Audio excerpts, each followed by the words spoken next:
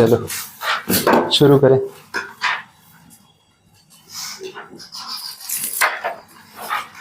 चलिए FM continue कर लेते हैं। कैपिटल बजटिंग चल रहा था कल, हमने वो प्रॉब्लम नंबर 1 सॉल्व किया था।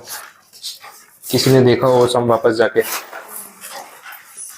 कुछ नहीं समझ आया, कुछ पूछना हो, है ऐसा कुछ नहीं है तो आगे बढ़ते हैं। अब जो नेक्स्ट क्वेश्चन है प्रॉब्लम नंबर 2, वो होमवर्क में आपको ट्राई करना है। जो सिमिलर टाइप के सम जो मैं टिक करवा दूंगा इन बिटवीन, जो आप घर पे ट्राई कर सकते हो। बाकी के भी पहले होमवर्क वाले टिक कर लो एक बार, फिर सम सॉल्व करना स्टार्ट करते हैं। नेक्स्ट क्वेश्चन नंबर 2 रहेगा आपका होमवर्क में, उसके बाद क्वेश्चन 5, 7, 8, 9। अच्छा अच्छा, एक बार पहले चलो नंबर फिर नाम के साथ बोलना पड़ेगा। प्रॉब्लम वैसा ठीक है, वैसा करो। कौन से बोले? 2, 5, 7, 8, 9, 10, 14,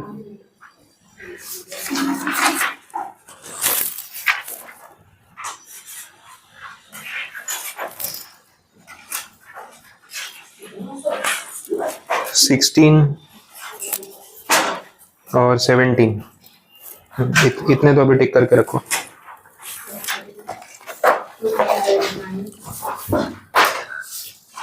ये सब एनपीवी वाले ही समझे मोस्टली, और प्रैक्टिस की जरूरत तो आपको है ही, वो आप भी जानते हो।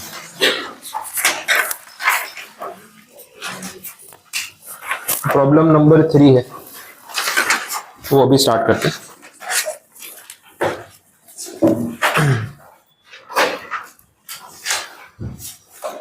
शाश्वत डेयरी लिमिटेड, ये वाला क्वेश्चन है। It is planning two by a dairy plant costing ₹400 lakhs। तो ये इनिशियल इन्वेस्टमेंट वाला पार्ट हो गया। 400 lakhs का इन्वेस्टमेंट करने का सोच रहे हैं, और इसमें 10% सब्सिडी मिलती है मिल्क बोर्ड की तरफ से। जो अथॉरिटी है वो सब्सिडी दे रही है, तो उतना पैसा तो अपना लगेगा नहीं, माइनस हो जाएगा। तो 40 लाख रुपीज तो सब्सिडी मिल जाएगी कैपिटल कॉस्ट पे। It can process milk to produce cheese with the capacity of 1800 tons per annum। ठीक है, इतना चीज तो जरूरी, हर चीज में डाल रहे तो चलेगा फिर। हाँ ओके, 1800 tons per annum की production capacity. Selling price 50 rupees per kg। Management aspects the life of the plant at 8 years and the depreciation shall be computed using the straight line method। However, the plant can be sold at ₹50 lakh at the end of useful life। Scrap value they the. Plant का utilisation कितना है year wise वो बताया हुआ है। First year में capacity utilisation 60% है, फिर बढ़ा रहे हैं उसको, और फिर 90% तक जा रहा है। Variable cost primarily consist of raw material milk placed at 40%, while the fixed expenses are ₹300 lakh per annum। The company pays tax at 35%। Additional working capital requirement is 100 lakh rupees। ये सारा डेटा आपको दे दिया। आपको calculation करना है cash flows का, NPV, IRR, payback period, ये सब कैलकुलेट करना है, और इसके बेसिस पे बताना है कि अगर एनपीवी के हिसाब से सिलेक्ट करें तो प्रोजेक्ट में इन्वेस्ट करना चाहिए या नहीं, आईआरआर के हिसाब से क्या होगा वैसा। तो अब कैलकुलेशन स्टार्ट कैसे करेंगे वो क्वेश्चन है।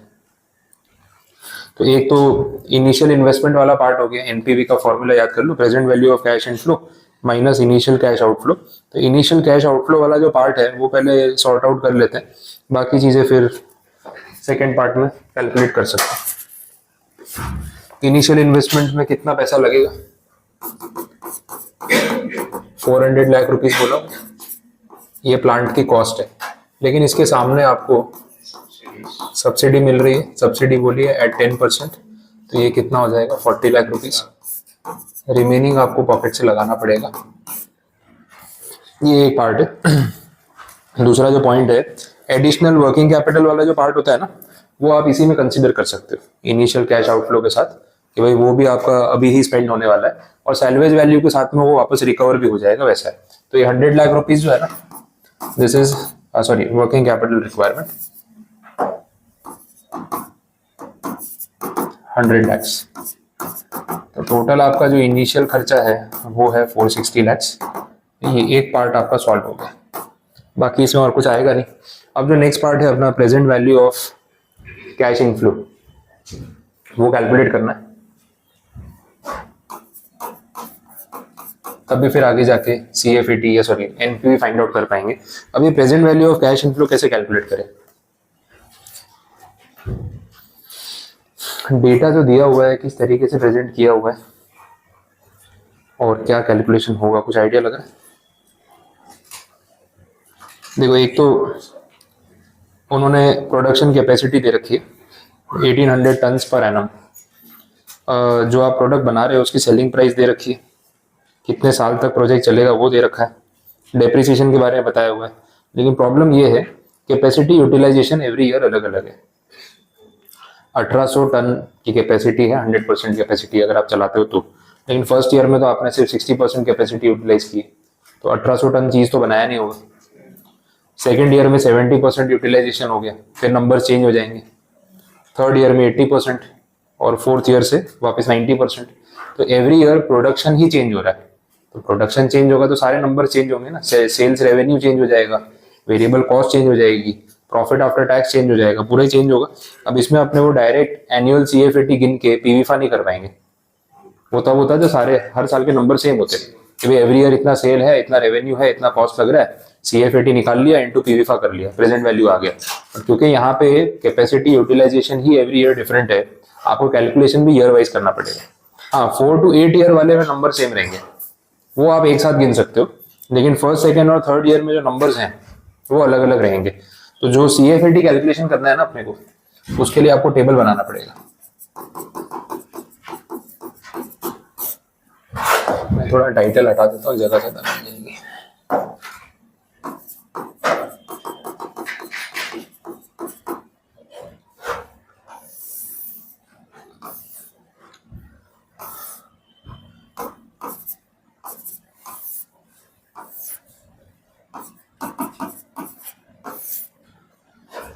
ठीक है, ऐसे कैलकुलेशन करना पड़ेगा बिकॉज नंबर्स वेरी कर रहे हैं। अब CFAT गिनने के लिए आपको पता है sales minus variable cost minus fix cost, वही वाला पार्ट है। तो वो पर्टिकुलर्स तो हम जानते हैं, नंबर्स वेरी करेंगे। कैपेसिटी यूटिलाइजेशन के हिसाब से होगा।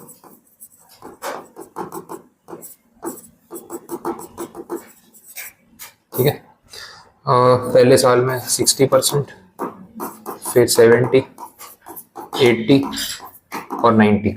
अब इस हिसाब से कितने टन आपने चीज प्रोड्यूस किया वो मालूम पड़ जाएगा, यूनिट्स कितने बनाए। टोटल कैपेसिटी 1800 है ना, तो 1800 टन इंटू 60%, 1080, ये टन में है। फिर 70%, 80 और 90, ठीक है, ये रहेगा। अब इसमें से आपको मिलेगा सेल्स रेवेन्यू। अब वो आपको रुपीज इन लैक्स लिखना है या कैसे है वो देखना पड़ेगा। और लैक्स में लिखो तो अच्छा, नहीं तो जीरोस बहुत सारे हो जाएंगे। तो ये जो है ना, इसको कर दो रुपीज इन लैक्स।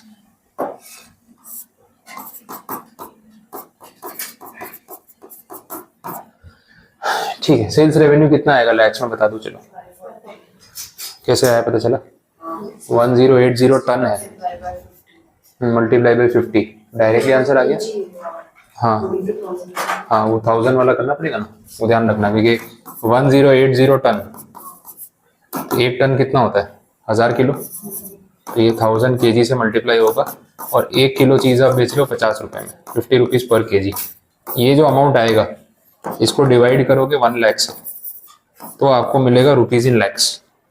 ये कैलकुलेशन का तरीका, 1080 टन इंटू 1000 kg पर टन। ठीक है, तो टोटल कितने kg होंगे वो मिल जाए, 1080 इंटू 1000,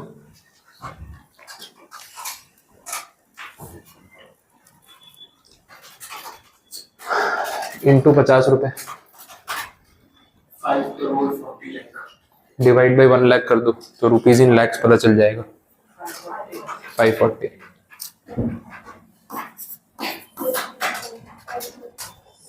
आया 540 सबका आ रहा है। अब जीरोस में मिस्टेक मत करना, आपके सामने लिखा है पूरा, टैली कर लो, सबका आना चाहिए, क्योंकि यही गलत हो गया तो पूरा रॉन्ग हो जाएगा। और वैसे ही बाकी भी मिल जाएंगे ना सेल्स, 630.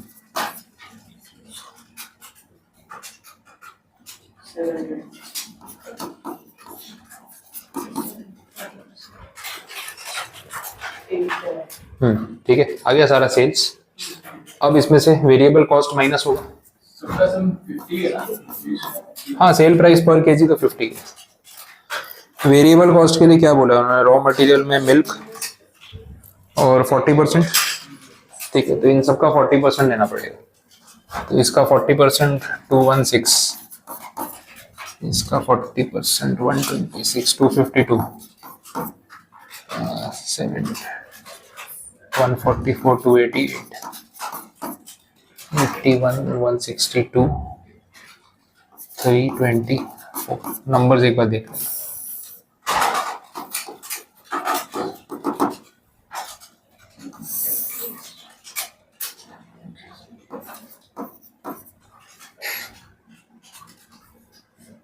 ये कितना हो रहा है देख लो डिफरेंस।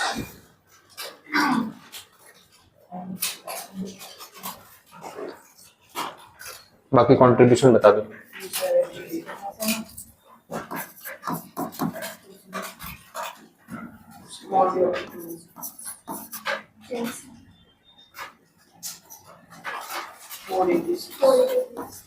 ठीक है, आगे।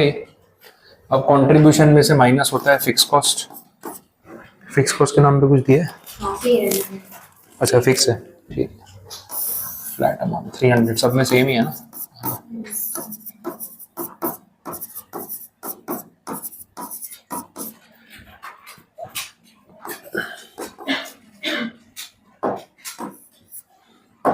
डेप्रीसिएशन भी तो अलग से माइनस होगा ना?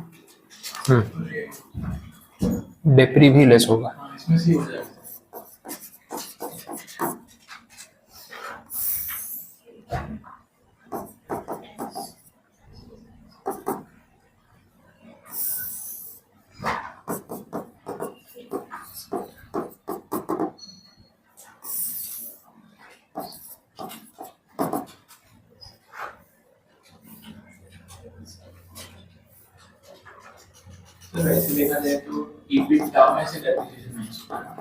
हाँ, ऊपर अपन ने डायरेक्ट लिख दिया तो जरूरत नहीं पड़ी, बाकी वैसे ही होता है।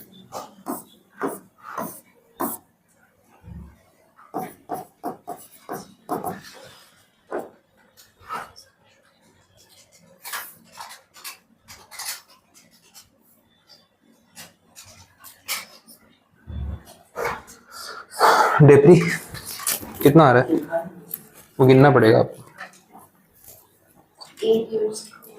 डेप्रीसिएशन कैसे गिनेंगे वो कैलकुलेशन आप देखना। देखो 400 लाख का आपका प्रोजेक्ट है, बट 40 लाख तो सब्सिडी है, तो आपका तो 360 गए। अच्छा, 360 में से भी ना 50 वापस आ जाएगा एंड में, ऐसा बोला है स्क्रैप वैल्यू। तो नेट कॉस्ट 310 हुआ। इसको SLM बेसिस पे डिवाइड करने के लिए बोला है, तो 8 साल में डिवाइड कर देंगे। 8 ईयर्स की लाइफ है ना, तो 310 divide by 8 straight line method है, तो सिंपल है। तो ये आपका 38.75 माइनस हो जाएगा।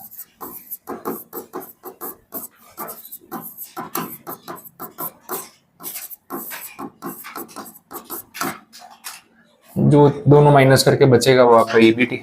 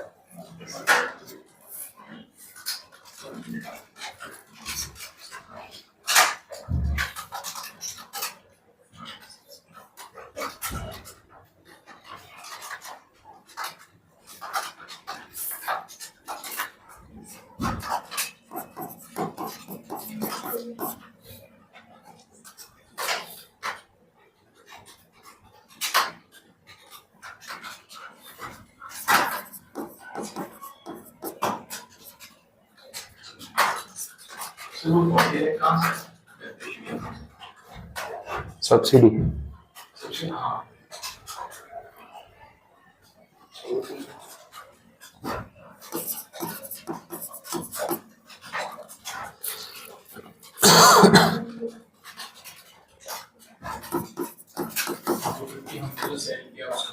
हाँ स्क्रैप वैल्यू, स्क्रैप वैल्यू।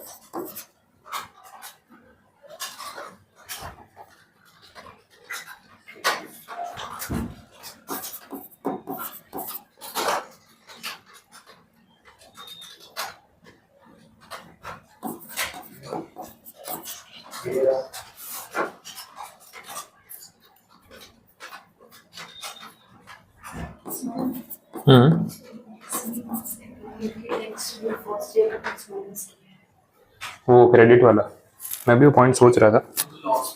नहीं मैं वो पॉइंट सोच ही रहा था और इसमें इफेक्ट दे दिया। मैं बता देता हूँ, वो एक्चुअली यहाँ पे जो माइनस है ना, वो उसका टैक्स सेविंग का बेनिफिट मिलना चाहिए। वो बेनिफिट यहाँ पे दिखा नहीं, तो मुझे भी डाउट हुआ कि इग्नोर मारा है क्या किया, लेकिन वो एक्चुअली में कंसीडर होना चाहिए। क्योंकि जब हाँ ले सकते हैं, वो वहीं लेंगे अपन, इसको ठीक कर देते हैं। क्योंकि जो प्रॉफिट है उस पर टैक्स लग रहा है, तो फिर उसमें सेविंग्स भी होनी चाहिए ना। वो सेविंग्स का इफेक्ट उन्होंने यहाँ लॉजिकली इसलिए दिखाया क्योंकि यहाँ पे कोई कैशबैक नहीं मिलेगा, वो set of and carry forward होता है, तो इसलिए उन्होंने इफेक्ट सेकंड ईयर में डाल दिया। लेकिन जो ये 14 लाख आपका माइनस में जा रहा है, तो इस साल कोई टैक्स तो भरा नहीं आपने, बट अगले साल जब टैक्स भरोगे तो ये सेट ऑफ करने के बाद भरोगे। माइनस होता है भाई, पिछले साल नुकसान हुआ था तो इस साल वो नुकसान का सेट ऑफ मिलता है। तो आपको जो इस साल ये जो प्रॉफिट दिख रहा है ना, इस प्रॉफिट पे टैक्स नहीं भरना है, ये माइनस करके फिर भरना है। तो वो इफेक्ट मेरे भी ध्यान में आ रहा था, लेकिन मैंने सेकंड कॉलम पे ध्यान नहीं दिया। तो अल्टीमेटली ऐसा हो जाएगा 24.5। अगर यहाँ लिखेंगे तो फिर प्लस करना पड़ेगा, वो टेक्निकली तो ऐसा होता नहीं है, इससे आना तो सेकंड कॉलम में ही चाहिए। यहाँ पे लिखेंगे तो नंबर्स वाइज सेट हो जाएगा, लेकिन प्रैक्टिकली गलत हो जाएगा। देखो उसमें ऐसा है, फर्स्ट ईयर में ये आपका लॉस आ रहा है ना। अब लॉस में वो इनकम टैक्स वाला पॉइंट है, बिकॉज ये लॉस में है, तो इस साल आपने कोई टैक्स तो दिया नहीं होगा। लेकिन एक बेसिक बात ये है कि जब प्रॉफिट होता है तो सरकार टैक्स मांगती है, जब लॉस होता है तब तो या तो हमें पैसा मिलना चाहिए वापस। अब कैशबैक वाली कोई स्कीम नहीं है। गवर्नमेंट क्या बोलती है, अगले साल जब प्रॉफिट कमाओगे ना, तो ये वाला लॉस सेट ऑफ कर लेना, तो टैक्स कम अमाउंट पे दे देना। बात एक ही होगी ना, कैशबैक नहीं देंगे, अगले साल सेट ऑफ कर लेना। तो अगले साल आपका जो प्रॉफिट है ना, वो है 39.25। तो वैसा बोल रहे हो, वो आपका पिछले साल का लॉस था ना, इसमें से माइनस कर लो, कितना बचेगा 24.5। तो बोला इस पे टैक्स दे देना, तो बात वही हो गई ना। ठीक है, तो वो अमाउंट आपका चेंज हो जाएगा। मैं देख रहा था, लेकिन मैंने सेकंड कॉलम में चेक नहीं किया कि उन्होंने इफेक्ट दिया, तो आई थॉट कि आपको नोट लिखवा दूंगा कि इग्नोर किया है, जबकि प्रैक्टिकली ये सही है, यही होना चाहिए। तो 24.5 पे लगेगा टैक्स 8.575। तो ये जो टैक्स का अमाउंट है, अब यहाँ से वो नंबर चेंज हो जाएंगे।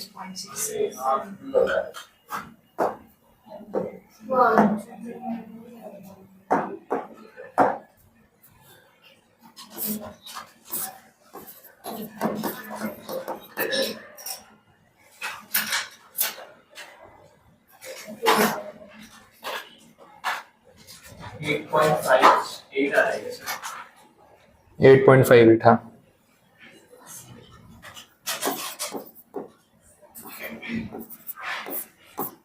ये आएगा। अच्छा पॉइंट है, वो ऐसा ही होना चाहिए। रियल में उन्होंने सॉल्यूशन एकदम एक्यूरेट किया है जैसा होना चाहिए।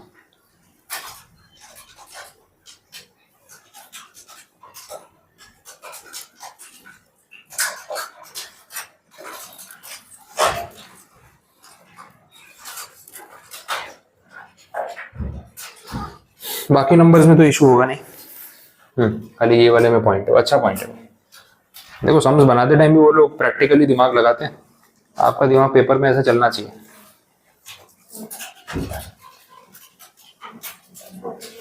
CF80 तक पहुंचना पड़ेगा पहले, फिर यहाँ बात खत्म नहीं होती, प्रेजेंट वैल्यू पे जाना, वो अलग इशू है। हाँ पेबैक पीरियड पे बाद में जाते हैं ना, पहले एनपीवी वाला गिन लो ना, बड़ा काम पहले करो, पेबैक पीरियड तो बाद में हो जाएगा। मैं फिर अलग टेबल में ले लेता हूँ ये। हाँ ठीक है, अलग टेबल में ले लेते CF80।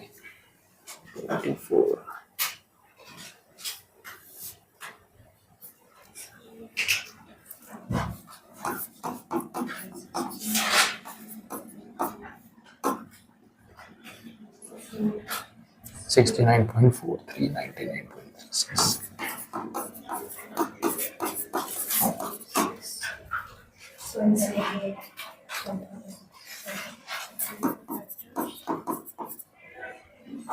देखो ये ईयर वाइज है ना, आपको चाहिए प्रेजेंट वैल्यू, तो अपने को क्या करना पड़ेगा, PVIF से मल्टीप्लाई करना होगा। डिस्काउंटिंग रेट कितना दिया हुआ है?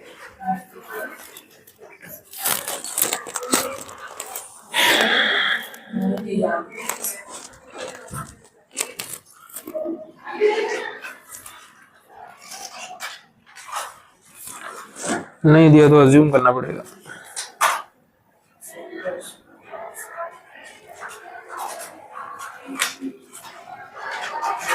दस % मान लेते हैं, देना चाहिए था, नहीं दिया। नहीं 10% मान लेते हैं, वो तो उन्होंने IRR के लिए यूज किया। 10% अज्यूम कर लो, ऐसे एग्जाम में अभी इतना इशू नहीं आता है, देते हैं वो लोग, ये सब में नहीं दिया है, नहीं देते तो स्टैंडर्ड अज्यूम करना पड़ता है, 10% ले लेते हैं।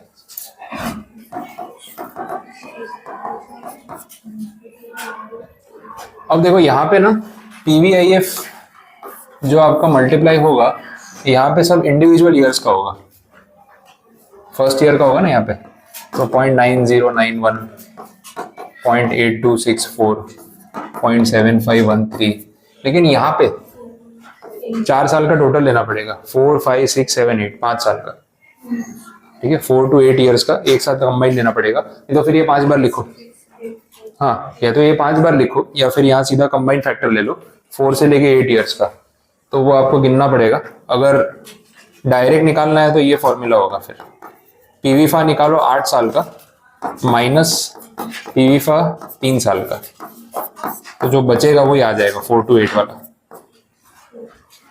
डायरेक्ट भी हो सकता है, कल ये करवाई थी मैंने ऐसी ट्रिक।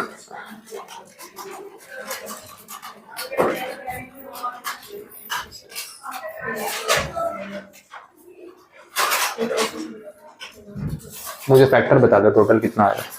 2.848.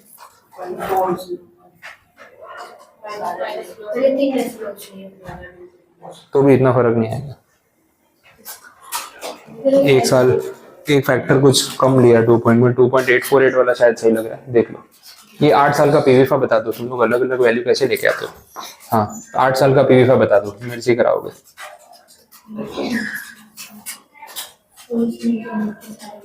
हाँ बोलो, 8 साल का PVFA बोलो। सारे इंडिविजुअल। अरे 8 साल का PVFA एक ही होता है, इंडिविजुअल नहीं, टोटल। क्वेश्चन ही नहीं समझते। यहाँ जो अमाउंट दिए ना, अरे सवाल तो समझो क्या बोल रहा हूँ, वो छोड़ दो, मैं बोल रहा हूँ ये निकाल के दो ना PVFA। सवाल तो समझो क्या बोल रहा हूँ। PVFA क्या होता है, GT फैक्टर होता है। हाँ कितना, 5.334। और 3 साल का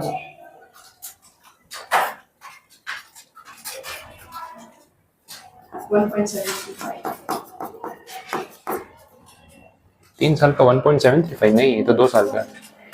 अरे यार ऐसे मत करो, 2.4887। ये माइनस करो, डिफरेंस बताओ। ये सही है ना, वो देख लेना, 8 साल का ही है ना।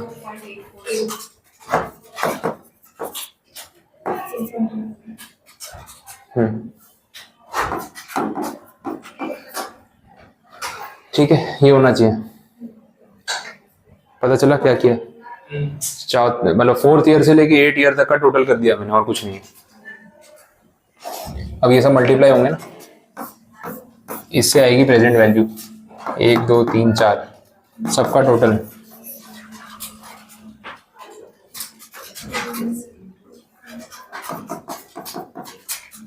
कितनी वैल्यू आ रही है बताओ?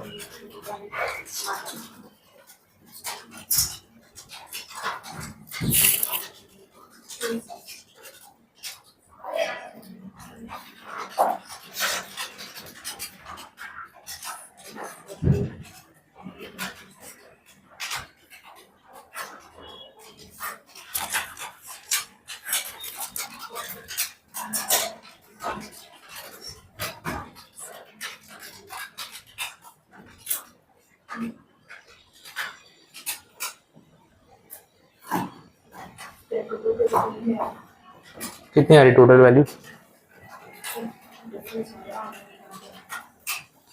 उनका आंसर अलग। 536.6265 बाकी सबका 536, ये सबका टोटल ना, ठीक है 536.65 चलेगा, वो थोड़ा बहुत आगे पीछे भी होगा, इतना इशू नहीं। 536.65 रख लेते हैं। ये फाइनल नहीं है प्रेजेंट वैल्यू कैश इनफ्लो का, क्योंकि सैलवेज वैल्यू और वर्किंग कैपिटल बाकी है, वो थर्ड पार्ट है। सैलवेज वैल्यू और working capital recovered. Salvage value 50 lakh बोली थी ना, और वर्किंग कैपिटल 100 लैक्स, तो 150 की रिकवरी होगी। ये भी तो इनफ्लो है, समझ आ रहा है? अब ये 150 कौन से साल में मिलेगा? 8 ईयर में। तो 8वें साल का फैक्टर मल्टीप्लाई करेंगे तो प्रेजेंट वैल्यू पे आएगा ये, ठीक है। तो इसमें मल्टीप्लाई होगा पीवीआईएफ,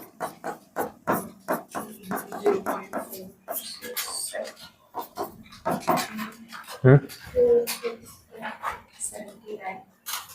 70.05।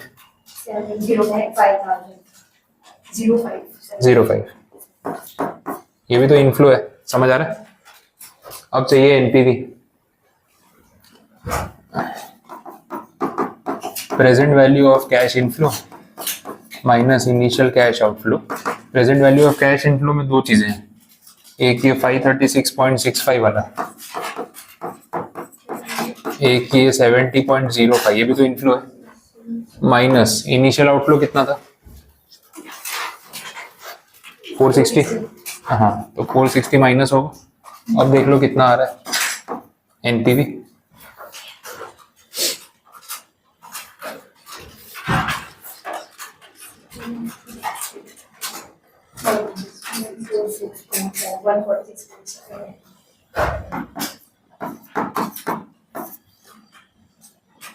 पॉजिटिव आया, ठीक है। तो ये एनपीवी है आपका, टैली कर लो, इनके साथ मैच हो रहा है।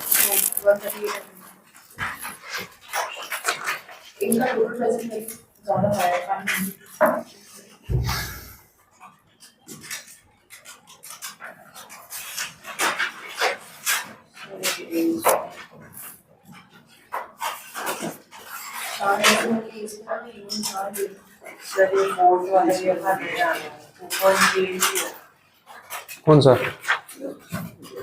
फैक्टर?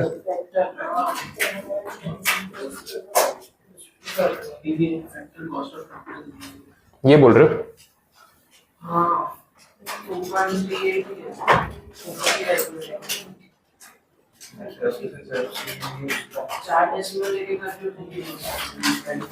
कैलसी दे दो मुझे एक बार।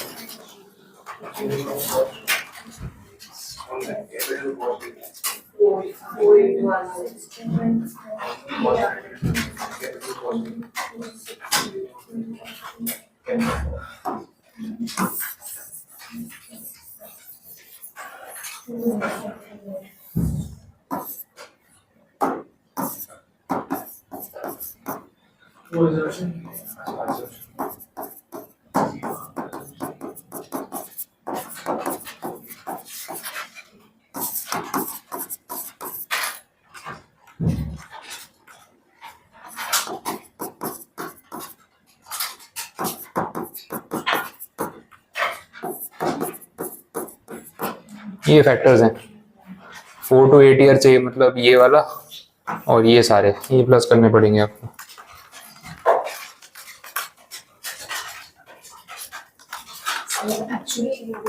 ईयर में 134 वाली वैल्यू नहीं थी इसलिए। हाँ उनका तो अपन बाद में देखते हैं, पहले ये तो निकाले कि नंबर कौन सा आ रहा है। सर 1 लाख का फर्क आ रहा है आपका 536 मेरा 535.75 टोटल आ रहा है ये 2.847 1 लाख का आ रहा है। गिनने में गलती है तुम्हारी, देखो 1 मिनट एक एक करके कर। टोटल में जो 536 है ना, हाँ वो तो आप लोगों ने जो यहाँ से नंबर बताया मैं तो उसके बेस पे लिखा है। तो 1 लाख का फर्क चलेगा ना, मेरा 535.75 आ अब वो तुमने डेसिमल कितने लिए, 4 लिए 3 लिए? नहीं मैं सबके 4 लिए भाई, 4 लिए और लास्ट का मैंने सिर्फ 2 लिया, 84 लिया है 8। नहीं वो तो फिर लो ना पूरा है तो, एक में 4 लोगे एक में 2 लोगे तो कैसे चलेगा, स्टैंडर्ड तो रखना पड़ेगा। इनके नंबर्स में कहाँ फर्क आ रहा है वो देख लेते हैं। वो तो वो जोड़ा होगा ये वाला, वो तो इससे आ जाएगा 134.46 है ना प्लस 150।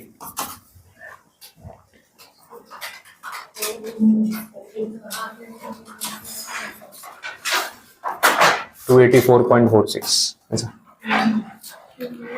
इनका कितना आ रहा है, तो इनकी गलती ढूंढ लेते हैं इन्होंने क्या किया है।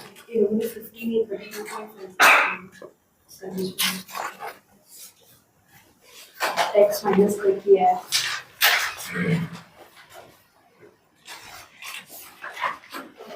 हाँ वो एक अच्छा पॉइंट है, ठीक है। पूरा सम अपना वहां तक सब सही है, कोई प्रॉब्लम नहीं है। एक खाली जो टैक्स वाला पॉइंट इन्होंने लिया है ना, वो इसमें जो डिफरेंस आ रहा है ना आपका, वो इस वजह से आ रहा है। वो मैं पॉइंट आपको गिनवा देता हूँ कि क्यों डिफरेंस आ रहा है, वो नोट करने वाला पॉइंट है। देखो अलग से ऐसा कुछ नहीं, मैं बताऊंगा तो नेक्स्ट टाइम ध्यान रहेगा, ऐसी कोई प्रॉब्लम नहीं है कि वो समझ नहीं आएगा, वैसा कुछ भी नहीं है। बात हो रही है डेप्रिसिएशन को लेके, ठीक है। हमने 360 लाख इन्वेस्ट किया है नेट ऑफ सब्सिडी, जिसको डेप्रिशिएट करना है। डेप्रिसिएशन करने के लिए पहले हमने सैलवेज वैल्यू माइनस की, 310 किया, डिवाइड बाई 8 ईयर्स किया, 38.75 अपना डेप्री आया। बात ठीक है। अब पॉइंट ये है कि 38.75 के हिसाब से 8 साल तक आपने डेप्रिसिएशन क्लेम किया, तो टोटल कितना हो रहा है, वही 310 ही होगा ना। तो इसमें वो प्रॉफिट वाली बात आ रही है तो वो पॉइंट एप्लीकेबल होगा, नहीं तो नहीं होगा। और हमने पहले से उसका इफेक्ट तो दे दिया था, तो उसमें टैक्स सेविंग या टैक्स पेमेंट का तो इफेक्ट आना नहीं चाहिए। इसमें ऐसा होता है, मैं मतलब कंसेप्ट बता देता हूँ कि होता क्या है। जितना आपने डेप्रिसिएशन किसी भी असेट पे अकाउंटिंग में आपने पढ़ा हुआ है, वही पॉइंट है। आपने कोई असेट मान लो 500 लाख में परचेज किए, उसके ऊपर आप डेप्रिसिएशन क्लेम करते गए, ठीक है। यूजफुल लाइफ के एंड पे उसकी एक बुक वैल्यू आई होगी, बुक वैल्यू आ रही है 100 आफ्टर डेप्रिसिएशन। अब आप ये असेट स्क्रैप कर रहे हो, स्क्रैप में बेच रहे हो, तो स्क्रैप में बेचोगे तो जरूरी 100 ही मिलेगा, कम ज्यादा हो सकता है ना।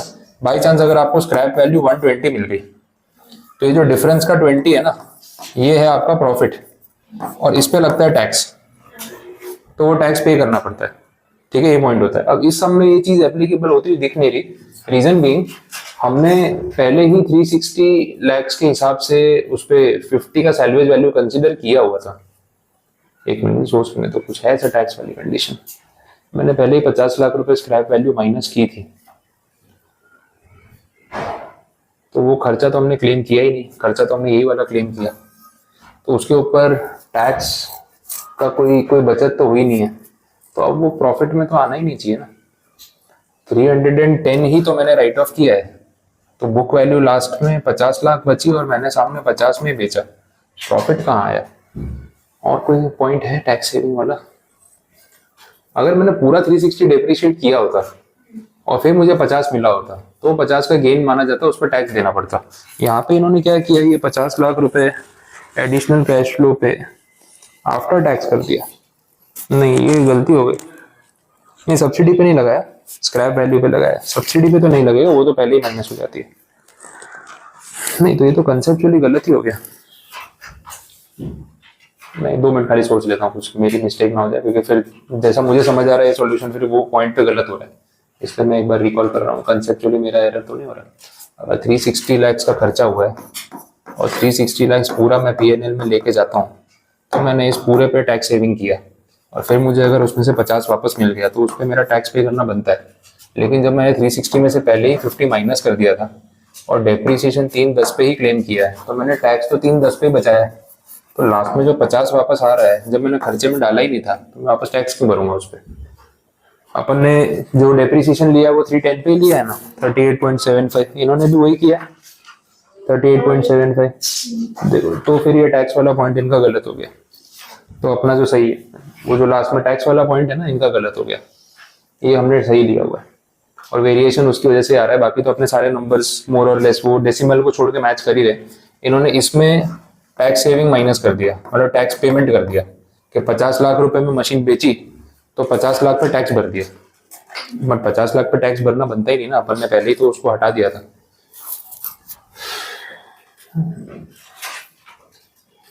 मैंने 50 लाख खर्चे में डाला नहीं, पहले ही प्रोविजनिंग कर लिया। मैं उल्टा तो नहीं सोच रहा।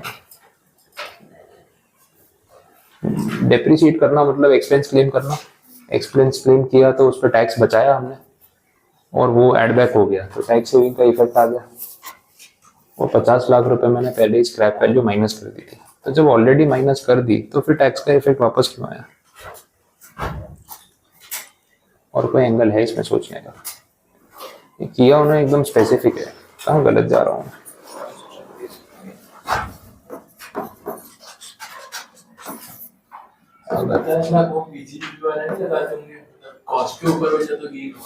नहीं, वो पॉइंट नहीं है। पर वो तो वही है ना, उस पर डेप्री क्लेम किया होता तो ही बैलेंसिंग चार्ज होता। बैलेंसिंग चार्ज भी नहीं है। मैं खाली उनको जस्टिफाई करने की कोशिश कर रहा हूँ, कहीं कुछ कंसेप्ट में मेरी गलती हो रही है, उन्होंने सही किया तो अननेसेसरी सॉल्यूशन चेंज नहीं करवा दूँ इसीलिए। तो 360 है, अगर पूरा डेप्रीशिएट किया होता तो सारा इफेक्ट वहीं आ गया होता और स्क्रैप वैल्यू हो जाती 0 या बुक वैल्यू, फिर बेचा होता 50 में, तो बात समझ आती। यहाँ पे अगर मैंने 50 लाख ऑलरेडी क्लेम कर लिया है एज स्क्रैप वैल्यू, तो मैंने बुक्स में खर्चा तो 310 ही डाला है ना, तो जो भी टैक्स बचाया वो इसी पे बचाया। अब जो 50 मैंने साइड पे ऑलरेडी प्रोविजन करके रखा था कि इतना तो मुझे मिलेगा, लास्ट में वही तो मिला, तो प्रॉफिट कहाँ हुआ? क्योंकि राइट ऑफ करते करते बुक वैल्यू भी तो 50 ही बची थी। 360 की वैल्यू में से मैंने 38.75 करके 8 साल में जो राइट ऑफ किया वो 310 है। लास्ट में जो मेरे पास बचा वो 50 है। This is book value after depre, और इतने में ही मैंने सेल किया है, तो डिफरेंस तो आया ही नहीं ना। मेरे हिसाब से तो ये टैक्स वाला अमाउंट नहीं आना चाहिए, 50 ही आना चाहिए। तो अपन ने सॉल्व किया है ना, वो सही है। बैलेंसिंग चार्ज से क्या होता था? अभी उसमें मत जाओ। हाँ, तुम क्या इधर उधर की सारी स्टोरी मिक्स कर देते हो ना, ये सब अभी घूम जाएंगे। अभी मत जाओ उसमें, वो जब ये लोग टैक्स पढ़ेंगे तब बताऊंगा। हाँ, तो ये अपन जो कर रहे हैं वो सही है। वो 50 में से टैक्स माइनस नहीं होना चाहिए। कब होना चाहिए वो मैंने आपको समझा दिया। बुक वैल्यू अगर 0 हो गई होती, पूरा 360 डेप्रीशिएट कर दिया होता और फिर 50 लाख रिकवर होता तो प्रॉफिट था। बुक वैल्यू तो 0 कर दिया आपने और बेचा 50 लाख में, तो 50 लाख रुपए जो सेल वैल्यू आई है ना, उस पर आपको टैक्स पे करना पड़ता 35%। अब वो टैक्स पे करते हैं ना, तो वो आपका आउटफ्लो बन जाता। तो कैलकुलेशन में इंपैक्ट ये आता है कि जो यहाँ पे स्क्रैप वैल्यू रिकवरी में आपने 50 लाख लिखी है, वो 50 लाख में से 35% माइनस करने के बाद जो बचता वही हमारे हाथ में बचता, क्योंकि फिर यहाँ से टैक्स भी जाता। और वो टैक्स तब जाता जब ये प्रॉफिट हुआ होता है। ये प्रॉफिट नहीं है, ये पहले से सेल वैल्यू डिसाइडेड थी और उतने में बेचा है, बुक वैल्यू पे ही सेल हुआ है, तो इसमें कोई प्रॉफिट एलिमेंट नहीं है। तो वो टैक्सेशन पॉइंट देता है वापस से पहले 3,60,000। हाँ, वो अननेसेसरी, वो टैक्स बनता ही नहीं देना। वही, तो यहाँ पे ये टैक्स आएगा नहीं। उन्होंने क्लेम किया है इसमें से ना, इसमें से वो 35% टैक्स उन्होंने पे कर दिया, टैक्स पेड है। तो पे करने की वजह से क्या है ना, आपका इनफ्लो कम हो गया। इनफ्लो कम हुआ तो प्रेजेंट वैल्यू कम हो गई, वैसा। इसलिए वो आंसर में उतने पॉइंट का डिफरेंस आ रहा है, वो मिस्टेक है, वो नहीं होना चाहिए था।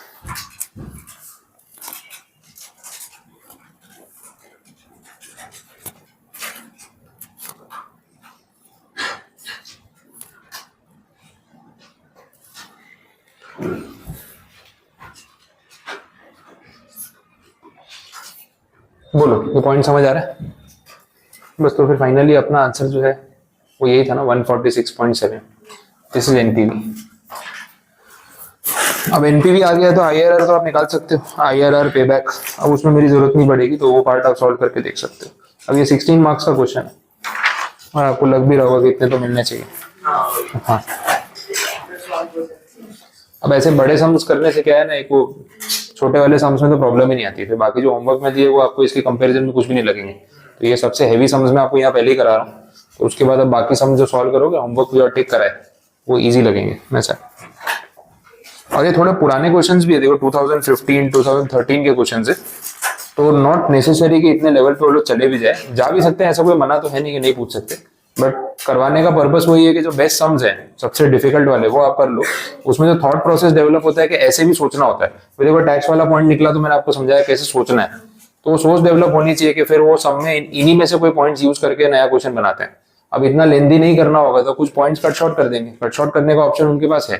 तो सेम फॉर्मेट का सम उनको 8 मार्क में पूछना है, 6 में पूछना है, 10 में पूछना है, उस हिसाब से वो पॉइंट्स प्लस माइनस कर देंगे, कैलकुलेशन कितना करवाना है, वर्किंग कैपिटल का एक पॉइंट हटा दिया, 1-2 मार्क्स का वेटेज कम हो गया, ऐसे करके प्लस माइनस करेंगे। तो जितना आपको सोचना आएगा ना कि कैसे सम्स को अप्रोच करना है उतना आपके लिए अच्छा है। बाकी कंडीशंस तो क्या सिंप्लीफाई कर ही सकते हैं।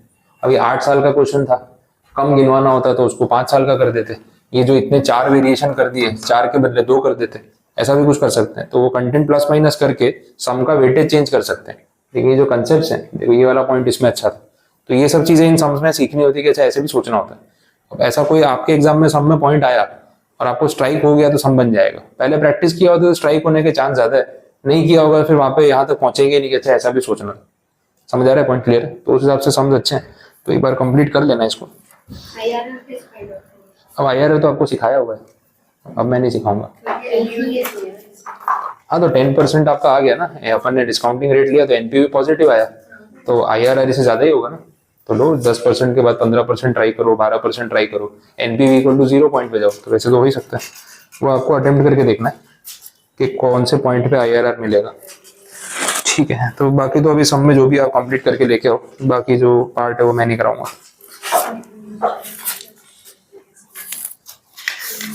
ठीक है। बस मेरे हिसाब से इतना रखते हैं, बाकी ये सब कल ही कंटिन्यू करेंगे।